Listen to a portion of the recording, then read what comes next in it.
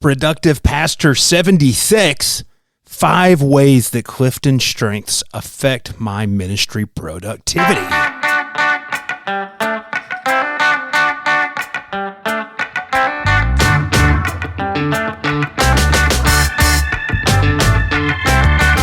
What's up, pastors? It's Chad. Great to have you back. Productive Pastor episode 76. Going to talk about one of my favorite things I have out there. That's the CliftonStrengths, used to be known as Gallup Strength Finders. That assessment, y'all, it's seriously strong and powerful. We're going to talk about that today. Before we do that, just a couple things, quick jump on. I want to let you know about the Productive Pastor community on Facebook. Now, I normally share this at the back end of every episode, but I want to tell you right now, first of all, that this is a group of over 1,000 pastors. And some of us have been having this conversation about healthy and effective ministry productivity for years now, and I want to invite you to come into that. It's 100% free. The cool stuff happens there. I call it the Productivity Party, but there's a link in the show notes. You can go on that, or you can just search Facebook for Productive Pastor Community. But I would love to see you on there because there's cool stuff coming down the pipeline, and I don't want you to miss out on cool stuff. Everybody likes cool stuff, right? So don't miss out on cool stuff. So let's just kind of go straight into the piece about CliftonStrengths. And there's the thing, I love strengths, and I've loved strengths for a super long time. But a couple of years ago, I discovered the power of strengths in some wild ways. I was in a tough season of discernment in ministry. It's when we were, praying through what does it mean to step aside of full-time local church leadership and enter into this wild co-vocational world that I live in now as a annual conference developer, as a private coach, and then also as a pastor of a rural church, all those sorts of things. And several people were helping me sort out a lot of the things I was thinking. And one of those was a CliftonStrengths coach. And at that point in time, I moved beyond just understanding the top 5 of strengths to all of my strengths. And just me saying that means I probably need to tell you a little bit about the CliftonStrengths assessment. So Don Clifton was a social psychologist, and he really just pushed forward the whole idea of what's called strengths-based psychology. And this started back in the 1970s when he started doing all this research because he was trying to find what's called what he thought was the CEO gene. And he figured there's one thing that all of these people, remember this is 1970s, this is like Big Motor, Ma Bell was still out there, all that kind of stuff. And he thought he'd find this one thing that all of these fancy CEOs had. And he started doing his research because, he was already a social scientist at this point in time and found out that there's no such thing as a CEO gene. And there was actually several thousand behaviors that every single person could possibly manifest. And they condensed those down into 34 strengths. And as to date now, over 20 million people have taken this assessment. There are 34 strengths. Your strengths profile is unique as your fingerprint. And it's a powerful thing. And for the last 10 years, it's been pretty in vogue. And I believe in this so much. It's such a part of my coaching practice, everything, that I actually became Clifton certified a few weeks ago. I burned an entire week of work, 40 hours straight, went to the training to learn as much as I can and then to get certified as a Clifton coach because I believe in it so much. It's a core practice to just everything I do in ministry personally, but also the way that I work with pastors and help pastors navigate things. We'll talk more about that on the back end. But what I want to share with you are 5 ways that strengths affects my ministry productivity. The first one is this. The idea of time block planning was popularized by Cal Newport. It's something that we talk about a lot. It's kind of inside the larger productivity conversation on YouTube, on Twitter. But my strengths affects my planning. It affects this. Number one, I primarily lead with 2 strengths domains, with strategic thinking and with influencing. The strategic thinking especially, I get things done by thinking about things. And so every single day, I have a different schedule, but for the most part, this is what my work week looks like. On Mondays, all of Mondays, I don't do coaching calls. I don't take calls, period. I dedicate all of Monday to thinking through sermon preparation for my local church, to think through stuff for the annual conference, through initiatives and strategies to work on things I'm working for them, to prepare stuff for this community, to create other resources that are out there. I get things done by thinking, and I also dedicate every Tuesday, Wednesday, and Thursday morning to that as well. That's when I'm doing, sermon preparation every day and doing all this kind of stuff, because I get so many things done by thinking, by the strategic thinking strengths I have inside of my top 10. But I also get things done by encouraging others. I have several different influencing strengths that are in my top 10, as well as a handful of relationship building strengths. And that's why I realize I also get things done by encouraging other people. That's something I'm learning to grow in, because there's a difference between relationship building and influencing strengths.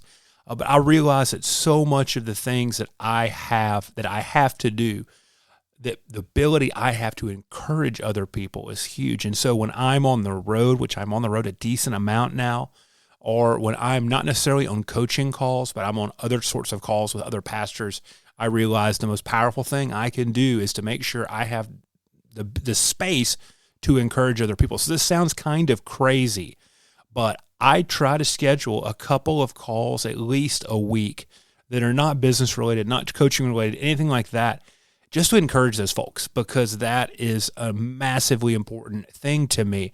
And I've learned, if I pull back in my entire week's calendar, if I have the space to think and I have the space to encourage others, and when I have the chance to be face-to-face with people that I'm primarily thinking through that lens of encouraging others, like if I want to be super like transparent, and you might want to be super nosy, I think through my strengths of individualization, and I think through my strengths of positivity, and how I can encourage other people and support them in what they are doing, and in some ways let what they are saying they need help with and things they need encouragement with, to let that fall back on the things that I am thinking about.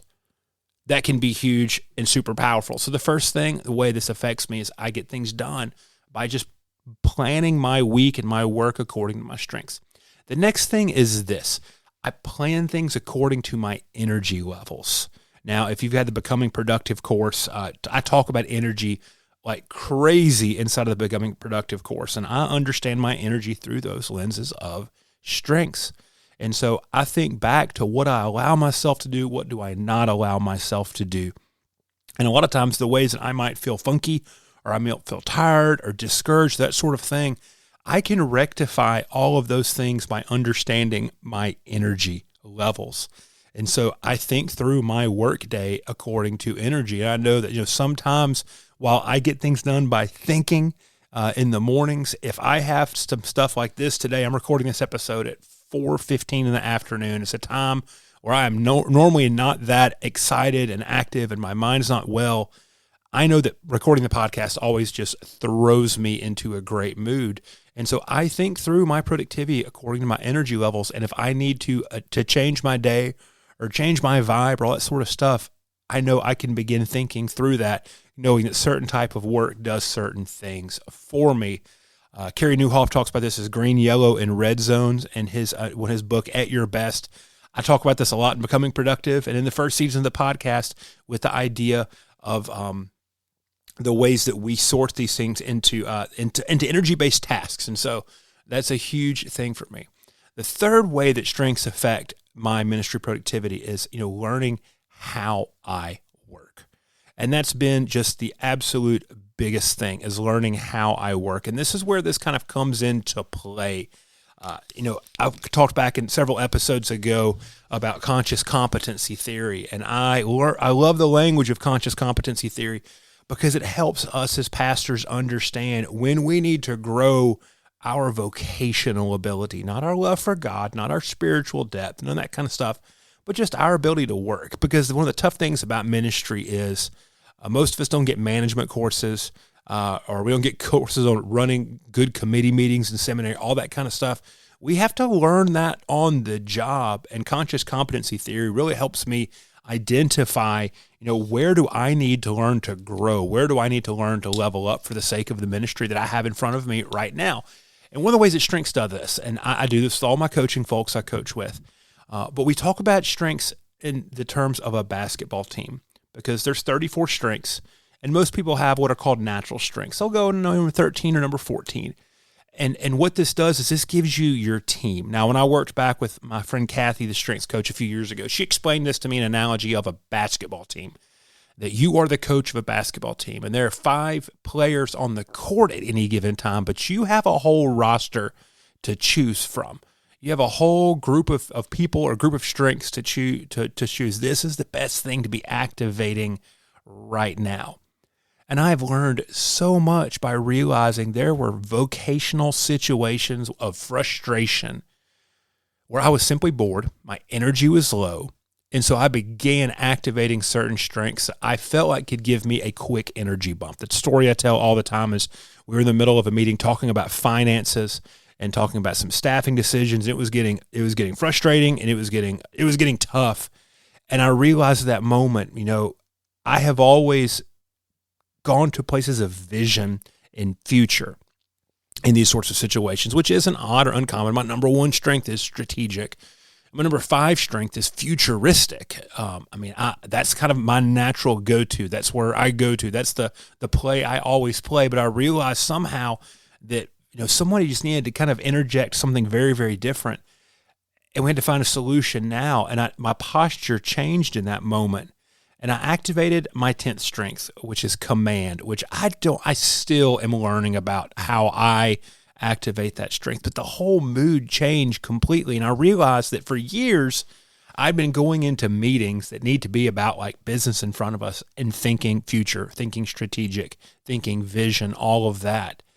And I learned that, they just don't have a place in that scenario. And so I slowly began thinking through ministry situations and asking myself, not what do I want to do here or what do I feel like I need to do here, but what do the people I am working with need me to be right now? And so understanding the depth of my strengths and how they are uniquely worked out inside of me really began to change the way that I approached work in a massive way. These aren't ordered in order of importance or priority or anything. They're ordered in order of me writing them down on my notes a couple of weeks ago. But I think this might be my biggest learning from the last 2 or 3 years is how strengths help me understand how I work and who I need to be for the sake of those I am working with at the moment.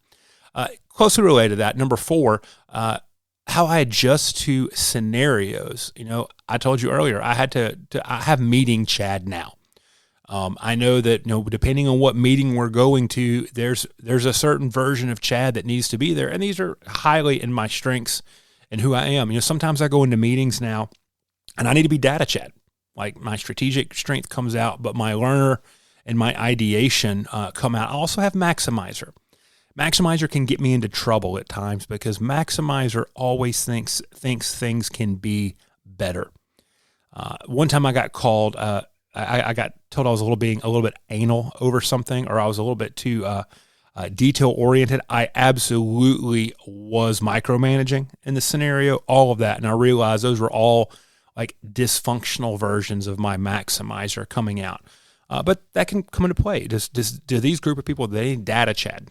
Data Chad's kind of fun. He's pretty nerdy. He always puts his glasses on, pulls out his spreadsheets. I can be data Chad. Sometimes it's a strategic approach to a problem, which is, closely related, but that's where, the future comes in. That's where beginning to say, well, this is probably the best decision or the wrong decision, or, I have a hunch here that according to other information, this might be the best thing that we need to do in this moment, or let's sit down and think about our ideas. This is the same Chad that is collecting things constantly. That's my learner strength.